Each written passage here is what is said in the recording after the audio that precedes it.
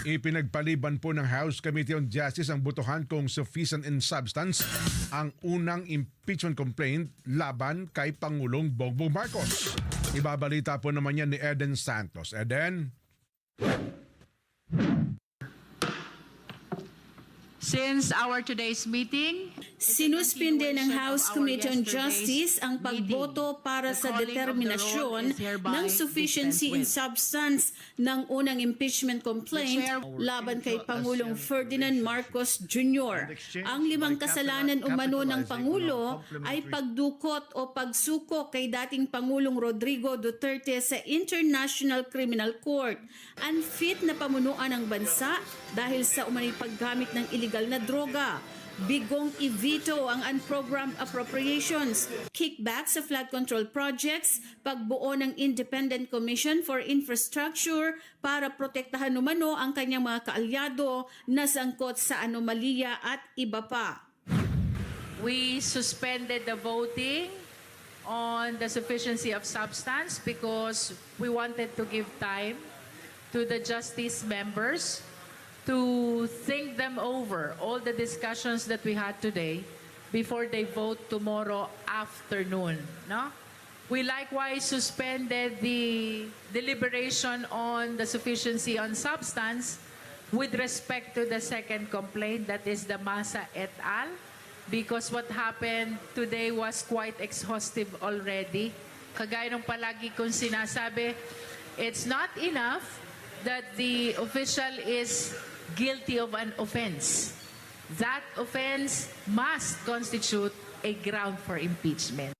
Sa ikalawang araw ng impeachment proceedings ay isa-isang pinakinggan ng komite na pinamumunuan ni Batangas 2nd District Representative Jervil Luistro ang manifestation ng mga miyembro sa umano'y 5 kasalanan ng Pangulo na nakapaloob sa 3 grounds for impeachment na kinabibilangan ng culpable violation of the Constitution, betrayal of public trust at graft and corruption.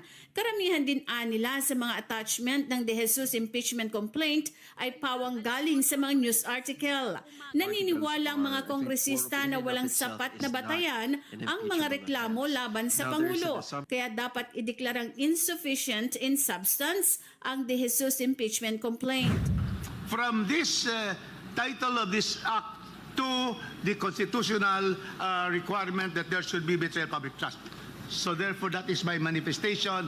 Again, no substance in this case. I believe does not or is not sufficient in substance. Ipagpapatuloy rin bukas ang impeachment proceedings sa ikalawang reklamo o ang Maza et al. Impeachment complaint pagkatapos ang botohan sa unang reklamo. Kinumpirma ni Luistro na sakaling ideklara ng komite na may sapat na sustansya ang alinman sa 2 impeachment complaint ay padadalhan nila ng notice ang respondent para pasagutin. Considering that it has been declared already na sufficient in court with both complaints, then we will be proceeding to step 3 already, which means the committee will now issue a notice to the respondent to file an answer. Should the complainant wishes to file a reply, they can file a reply. And should the respondent wishes to file further rejoinder, he can still file a rejoinder. Yung step 3, doon din natin ginagawa yung reception of evidence, including the swearing in of all counter affidavits and affidavits. That is in the event that the decision of the justice members is sufficient in substance. But if the decision of the justice members is insufficient in substance, that will be tantamount to dismissal of the impeachment complaint. Pero pwede pa raw mabago ang desisyon ng komite sakaling ibasura nito ang impeachment complaint laban sa Pangulo. Iaakyat pa kasi ng Committee on Justice sa plenaryo ang kanilang committee report. The Justice Committee will be subject to the approval of the plenary by at least 1/3 vote of all its members. Eden Santos para sa 100% Balita.